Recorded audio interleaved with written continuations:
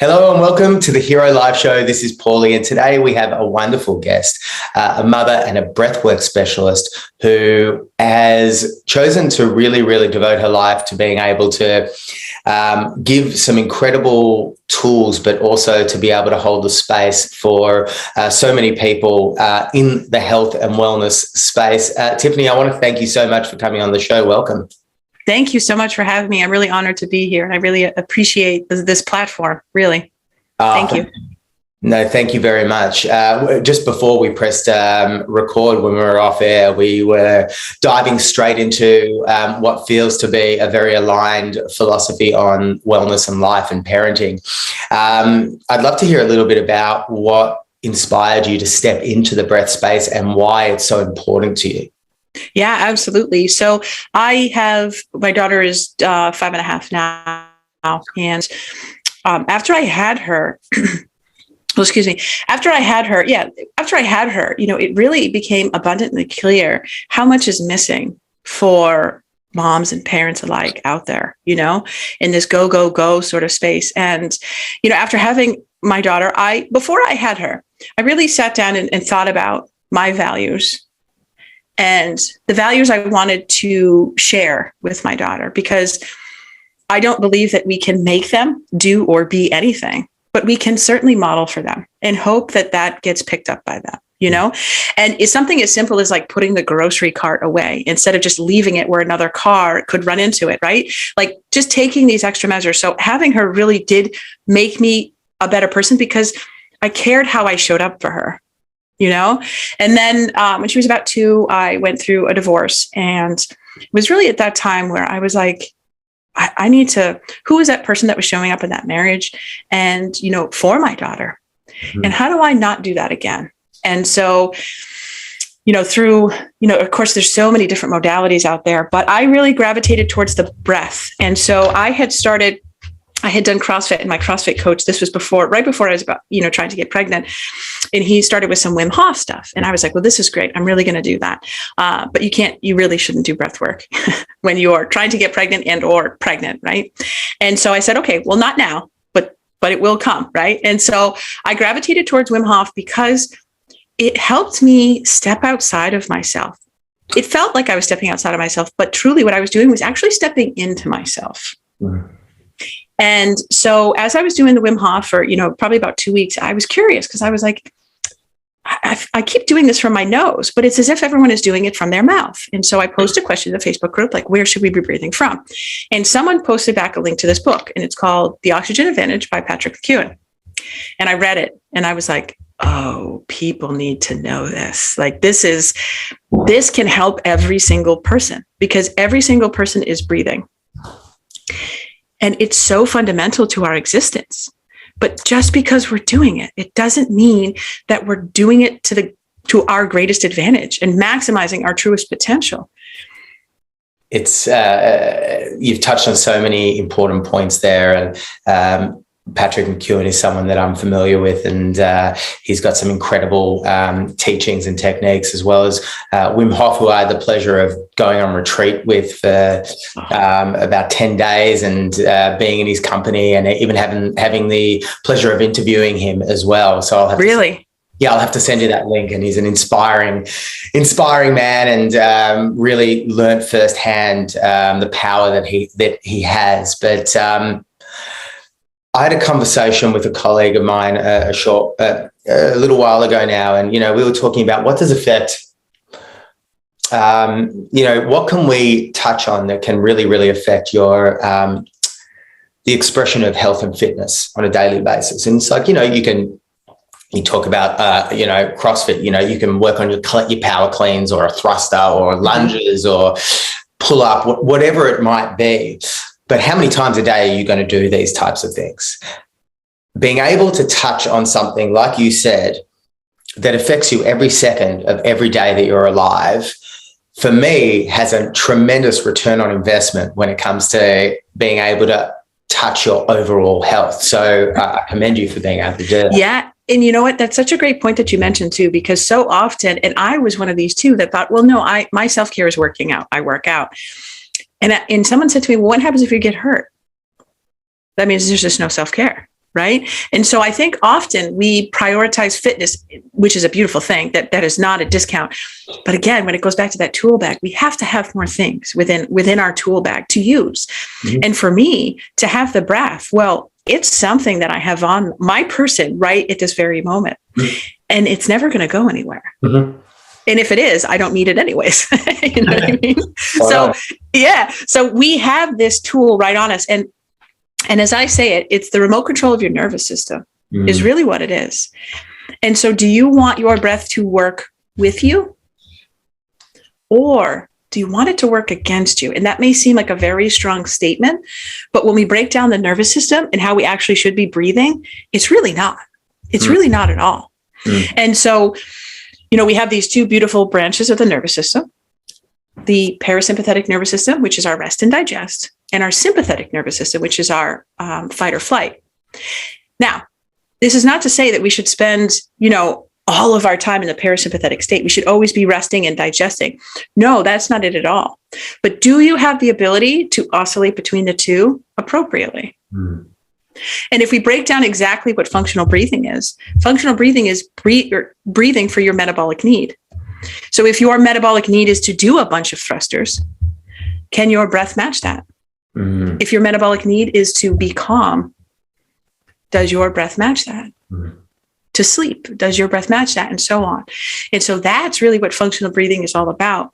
And so when we can understand that it actually can help our nervous system, like this is a tool, like when we say, I am anxious, there's a pill for that. Sure. Great. But there doesn't need to be, right? When we say, I'm breathless or whatever, like you can insert any scenario that has to do with your breath mm-hmm. and say, okay, well, you have the ability to control it.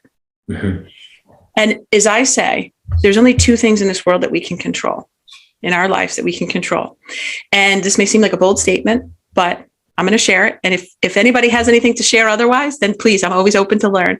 But I believe there's only two things that we can control. And it's not our spouse. It's certainly not our children, right? But we can control how we show up. And when I say how we show up, what I really mean is, are you showing up in your most authentic self? Mm. And that's true to your values, right? We all have a set of values in us. Maybe you've never explored them before, but they're there, you know? And we get to control how we show up. Mm-hmm. If we want to show up in unaligned way, we will, but likely we'll be apologizing a lot, mm-hmm. right? And the other thing that I say that we can control is how we react. Mm-hmm. Those are in our control. We cannot control anything outside of ourselves. Mm-hmm. And so when you can functionally breathe, or breathe with intention, as I call it, more like conscious breathing. And the beautiful thing about our breath is we don't need to spend all day thinking about it. Mm. It's going to do it for us. Mm-hmm. But in those moments that we need or want to connect to ourselves, it's a matter of just focusing intentionally, consciously on your breath. Mm. That brings you home. Love that. And it resonates so much with me because in my research, our bodies are designed to survive, not necessarily to be happy. Mm-hmm. And from an evolutionary standpoint, that's why we have so many survival mechanisms when it comes to our breath, these short, sharp, survival breaths that are a stress response to something that is coming from your mind. Breathing from your chest in a short, sharp fashion can be a real survival mechanism. So interrupting that mindless loop to be able to control the way you do something every second of every day can be such a powerful point to have that filter, that intention behind what it is that you do. That at first I would imagine is a conscious process and then slowly becomes part of who you are again. And that's exactly it. It's something that you do have to focus on, you know, and especially like, you know, people will ask, well, what about when I'm working out and things like that? And it's like, yeah, go all in with nose breathing. And this is what we're talking about, right? It's in and out of your nose, to breathe in through your nose and out of your nose. Mm. And so when you were speaking about like sort of those short breaths, right, that is a survival mechanism. And it's a beautiful thing.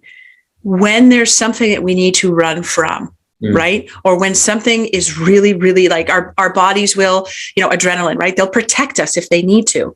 our organs and things like that. It's a beautiful thing. But when your coworker sends you an email that, you might get a little upset about, it's probably not in that manner. Because again, how will you receive it?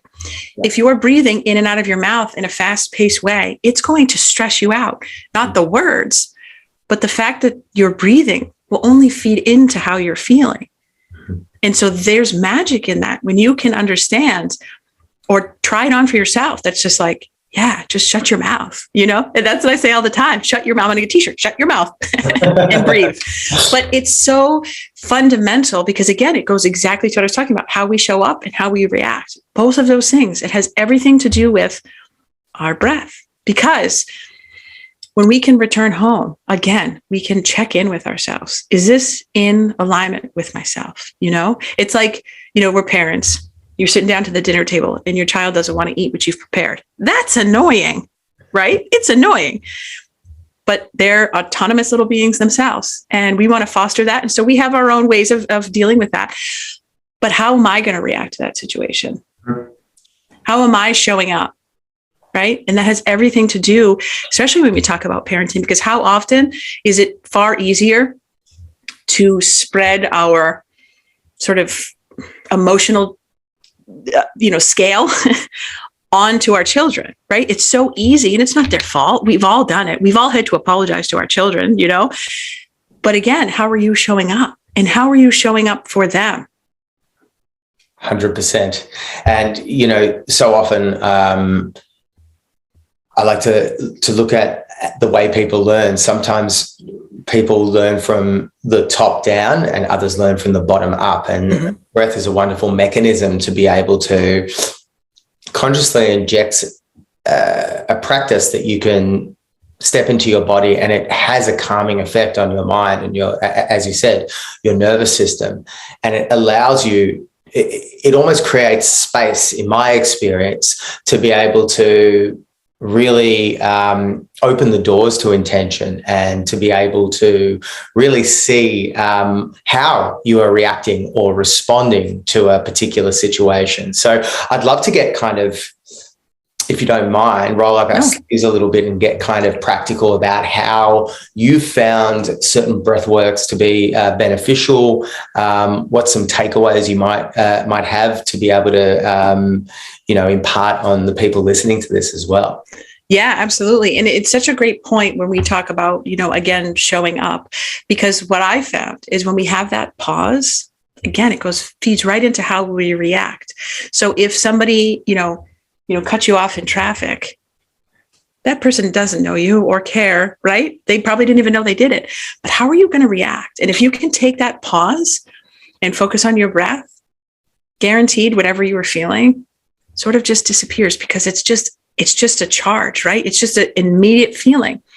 And so, and the good thing about this is if we can focus on our breath during the good times, it will automatically fold into sort of those bad times or those more charged experiences, because our bodies are so resilient. And if we can get them even more resilient to stressors and things like that, well, whatever you might have reacted to before, it becomes few and far less in between, which is such a beautiful thing, because if you change how you're showing up, other people will change around you. I completely in agree. A beautiful way, Agreed. You become an example to others, and they may not know on a conscious level why they're responding in a more favorable way, but it does happen. Yeah, it's such a funny thing too, because I know my daughter, when she's getting rambunctious and I just want her to lower it down, I just start whispering. And then she starts whispering too. It's we have these little ways and things, but take that as an example, right? If you're heightened, you can start whispering to yourself, bring yourself back down. And it's so easy to do. And so, as you said, and it's such a great point, right? Because unless we try something on, we don't know how it feels. So otherwise, I'm just the person talking on the microphone telling you to shut your mouth and breathe, right? So what we can do is this is such a great example too. So if we put one hand on top of our chest and one hand right below our breastbone, right in the middle there. And if we take a few breaths out of our mouth, right? And let's just focus on what happens there.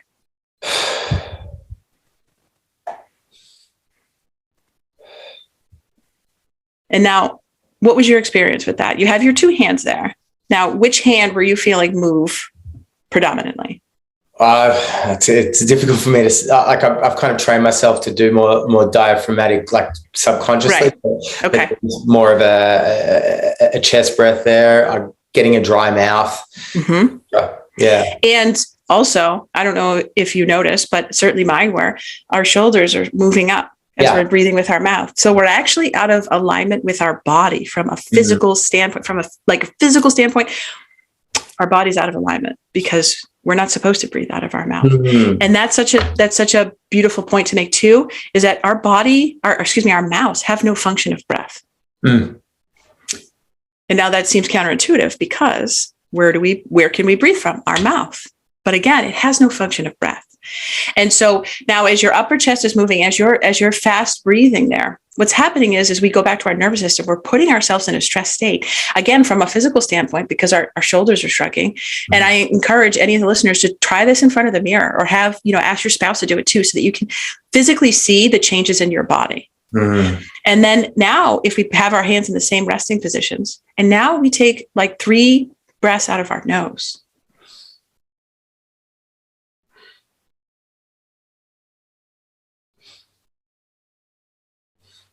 There's almost no movement, right? And it's so quiet. And the bottom hand is the one that's moving, correct? A lot more in control. Yep. And we're inflating our diaphragm. And so often we'll give the advice or have been given the advice to take a big breath. Just take a deep breath and calm down. But if you're not doing it in the right fashion, and it's not the person who's giving you the advice's fault, because who even knows where that evolved from? Yeah. But what you just did when you breathed intentionally in and out of your nose, that's a deep breath. And you didn't even have to take in that much air. It's just that the air reaches the bottoms of your lungs, and it's oxygen rich air, which is different from what we receive in our mouth. It's just a different breathing experience. Completely. And so another one, just to try to engage that, because I like sensory experiences as well, is if we just take both of our hands and put them on either sides of our lower ribs. And if you focus, you really notice that your hands, as you breathe in, are expanding outward. And as you breathe in, exhale out, they're going back into resting position. And that's a great way to connect yourself again to yourself with some intentional breathing. And now, like a lot of times with children, they might teach like belly breathing. And so how you do that is it's basically the same concept. You're just filling up your diaphragm. With kids, you can just put it right, like a stuffed animal or something, right on their belly and ask them to move it. Right. So I'm basically doing the same thing, but we're going to do it with our hands. And that is deep breathing at its truest form. And that's where things can happen. That's where the magic happens. And now, to say you're going to listen to this podcast and shut your mouth and never breathe from your mouth again, it would be great. Likely not going to happen though, right? Because there's this transitional period of how many times a day can I be conscious of this? You're conscious of it right now because we're talking about it. Tomorrow, you only need to be conscious of it one more time because you will remember today. Yes. So now you've been conscious of it 2 more times than you were previous to listening to this podcast. So, my conversation is never go all in or nothing. No, we have to kind of take it slow. We have to learn and we have to try it on. We have to see how it feels. And the best way to do that is just to try, right? You've got nothing to lose, but you should feel a lot different when you actually start to notice it. Like, how do you feel in your body when you shut your mouth and breathe with intention in and out of your nose? And your body will catch on. So conscious breathing, obviously at the beginning when we're awake, is a really, really powerful part of it. I'd love to dive into what your breath work looks like when you're sleeping. That's such a great question. So when I'm sleeping, I tape my mouth. And the reason why I tape my mouth is because it looks great. Actually, it does not. If you saw a picture of me of what I looked like, you'd be like, that looks a little odd. I get the sleep mask, the mouth tape. It's awesome. I've got the whole works. Trust me, my wife thinks I'm an absolute mess. Right. But yeah, so I started mouth taping as soon as I learned about it. And I had KT tape, because who doesn't have KT? And I just slapped that on and I went to bed, and I woke up once in the middle of the night and I kind of had like this little panic. And then I just went, oh, okay. Went back to bed, and that was it. I have slept one time without my tape because we were hiking in the woods, and it was not good. Like you immediately feel when you don't have the tape. Like I was working with a client and he said, listen, I don't actually feel that much better. It's been 3 days. I said, okay, you don't feel that much better? I hear you. Sleep without it for a night. And then it's like, oh, wow. Yeah. Okay. And so there's something that, Patrick talks about in the Oxygen Advantage, and then I'll share, is that how we breathe when we sleep feeds into how we breathe during the day. And how we breathe during the day feeds into our emotions. Our emotions feed into how we breathe, feeds into how we sleep. So these are very cyclical. And so we're all about like the morning routine and let's get ourselves pumped up for the day and we're going to have a great day. And of course you are. I do believe that. But how did you sleep? Mm-hmm. And if you're mouth breathing while you sleep, you're not getting that rested state. Mm-hmm. You can't be, because again, let's go back to the fight or flight. When we're mouth breathing, we are in our fight or flight response. Mm-hmm. That's not a way to spend your night, your restorative night, And like anybody who snores out there, if you're snoring from your mouth, just tape that bad boy, because you cannot snore. You cannot mouth snore with a taped mouth. It's impossible. Mm-hmm. And so mouth taping is it's a cornerstone of the Oxygen Advantage program, because it matters so much. And it helps to rewire your brain, to remind your brain, no, this is how we breathe now. Yep. This is how we breathe. You're spending an eighth of your day, a third of your day without the ability to breathe through your mouth. Surely that's going to have an impact on your waking life. Mm-hmm. And you know what? And this is such a true. My daughter got sick on Friday. She has like some respiratory infection. She's finally on the med now, but because kids generally, especially babies, will sleep with their mouths shut, because that's fundamentally what we do. And she's had this respiratory infection, congestion and all. And so she's been sleeping with her mouth open, waking up in the middle of the night, asking for water, which is so not like her. And she's waking up every morning so cranky. And I even tell my partner, I said, it's because she's mouth breathing at night. And it sounds so silly, but I 100% know it's because she's mouth breathing at night, that she's not getting that rested state. She's in this fight or flight because her nose is stuffy. And of course she's sick too, but it matters, Absolutely. It matters. Without a doubt. Look, this is just such incredible practical information. I'd love to kind of ask you, and I'm kind of putting you on the spot here, but quite all right. What are 1 to 3 things that people listening to this today can actually activate today that can have an impact on the lives that they lead from here on in? Yeah. And that's such a great question. And, one of the first things that initially comes to mind is, just try to be more intentional about breathing through your nose. And if that looks like, I'm just going to put a note on my desk or a note on my fridge, then so be it. That's okay. You should not be able to stand next to somebody and hear them breathe, and how often, if you pay attention, you likely are one of those people, and it's not your fault. This is not like a good or bad scenario. It's just, here's this information, and hopefully you take it to do something better for yourself.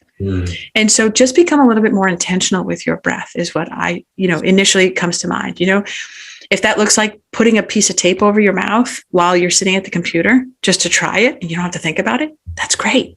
Yeah. There's so many things out there that, that we have the ability to explore and to try on.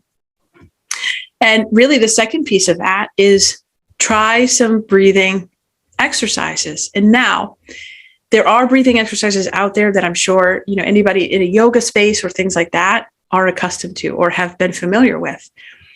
But what I'm talking about is breathwork for your everyday life. Mm-hmm. And what happens after you leave that yoga studio? How should you breathe, right? Mm-hmm. And so if you really want to connect yourself with yourself, it's to just close your mouth and to breathe with intention. And now there are, exercises out there that can be, very helpful. Like one of them that I really like is to inhale for 4 seconds Mm-hmm. and to exhale for 6 seconds. Mm-hmm. It's a little tricky at first because your exhale is longer, but that's okay. If you keep settling in with it, it will become very easy. Mm-hmm. And that's 10 seconds. So what we're doing is minimizing our breathing from north of probably 15 to 20 breaths per minute to Mm-hmm. 10, or excuse me, 6. Mm-hmm.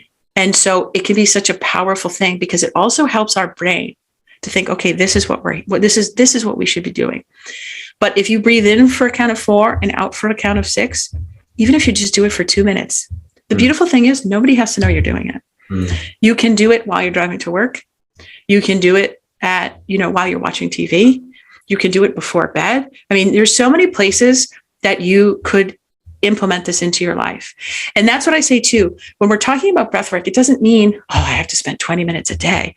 No, I mean, first of all, you're spending your whole day breathing anyway, so let's not get into that. But you don't have to actually sit in a corner and meditate to focus on your breathing, because when you focus on your breathing, it actually becomes meditative because it takes your attention out of your mind. Mm-hmm. And so breathing in for a count of 4 and exhaling for a count of 6, that may seem a little counterintuitive.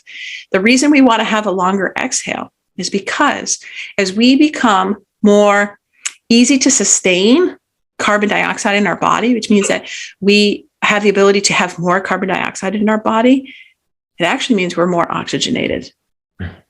And that seems a little counterintuitive when you first hear it. But in the presence of carbon dioxide, more oxygen cells are released. And so what happens if you spend 2-3 minutes just breathing in for 4 seconds and out for 6?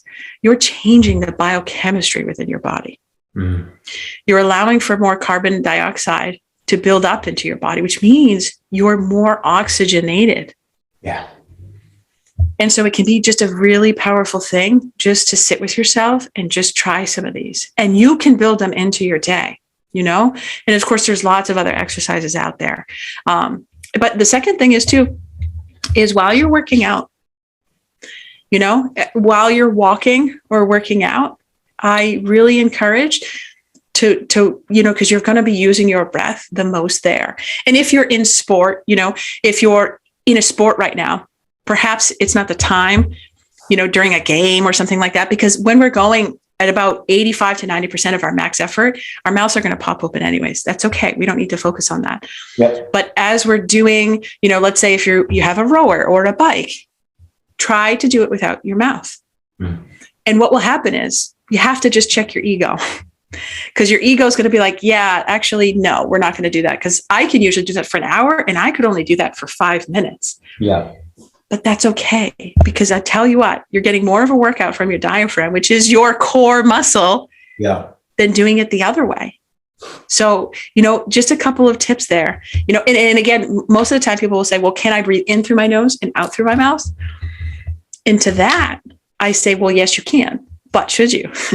Because here's what happens. We have one large mouth, and so if we breathe in and out of our mouth, we're getting what you would consider more air, but it's not efficient. Mm-hmm. If we're breathing in through our nose and out through our mouth, again, we're creating that imbalance because we've only breathed in so much in our nose because we breathe less through our nose. Mm-hmm. And now we're offloading much more carbon dioxide. So again, we're not actually being oxygenated at that point. Mm. Makes a lot of sense. Tiffany, you've been a wealth of knowledge and practical application. I want to thank you so much for sharing everything and your experiences.